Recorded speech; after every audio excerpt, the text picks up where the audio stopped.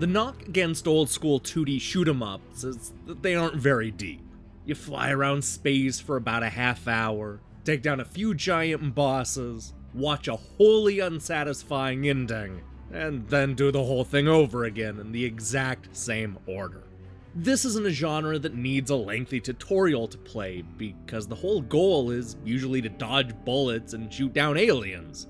Hell, most people don't even pay attention to the story. Most shooters really are as basic as you can get, and yet there's something about them I can't get enough of. Drifting Lands is not the typical arcade shoot 'em up. Where most games are short and simple, this one offers dozens of hours of action-packed fun, complete with 100 stages, several ships, all kinds of weapons, and a level of customization you rarely see outside of a role-playing game. This is a long and involving adventure that takes the best elements of old-school shooters and throws in just enough depth to silence the critics. In some ways, Drifting Lands is a lot like other 2D shoot 'em ups. You fly from left to right, avoiding enemy fire and shooting down entire fleets of enemies. Every so often, you'll come across a boss that requires more precision and patience to overcome. If you're able to survive the onslaught, you'll open up a bunch of new levels and continue your fight.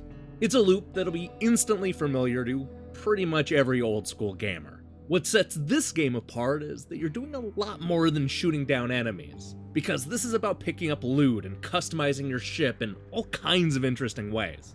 In that sense, Drifting Lands is basically Diablo 3 as a space shoot 'em up.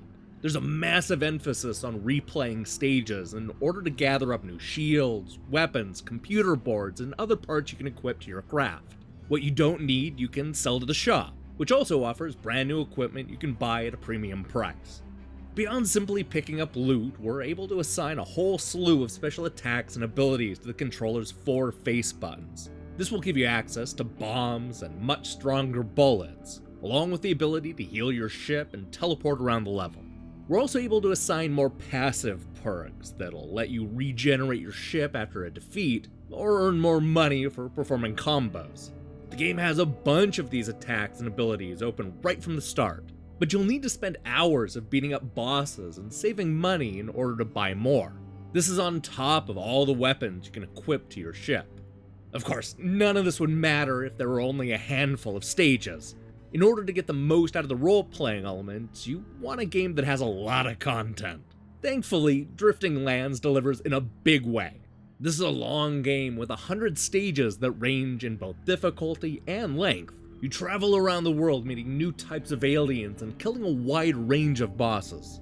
There are also special challenge stages that'll limit the abilities you can use, as well as multi-part wild hunt levels that are designed for people looking for rare loot. Unfortunately, there's a trade-off for having so many levels. The advantage of a much shorter game is that every stage felt unique with an attention to detail. For example, I'll never forget the caves in R-Type, or that fire stage in Thunder Force 3. But Drifting Lands ends up throwing waves of enemies over only a handful of backgrounds. Don't get me wrong, the visuals are gorgeous, especially when they play with the lighting effects, but you'll see them repeat a lot over the course of the game. In that sense, none of the stages left the kind of impact that was in Gradius or even Darius. This may not seem like a big deal, but it is. The repetition ended up getting to me after a while, especially when I was stuck in parts of the game where grinding for loot and money was the only solution. Part of what makes the best arcade shooters so memorable is that they would occasionally throw in a labyrinth to navigate, or a lava-spewing volcano to dodge. By comparison, the stages in Drifting Lands are bland and boring. It's just waves of ships followed by a slightly more impressive boss. For a game this long and involved, I was disappointed there wasn't more variety in both the backgrounds and the missions. Drifting Lands is a fun arcade shooter that almost lives up to its potential. I love the role-playing elements, the lengthy adventure, and how many abilities you can equip. I think it's a sharp-looking shooter with moments that are occasionally exciting. But it's the repetitive level designs and bland missions that ultimately keep Drifting Lands from being a great game. I hope developer Alkemi has a chance to take another stab at this concept, because they have something real special here.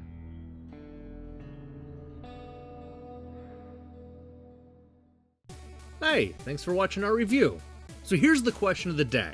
What would you do to evolve the 2D shoot-'em-up genre?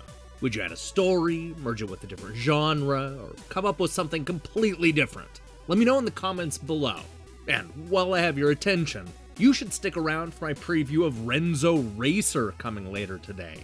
And if you haven't checked out our look at Electronic Gaming Monthly's best reviewed games of 1989, what are you waiting for? If you're still listening to me, then I recommend you click that subscribe button and support what we're doing here. Until then.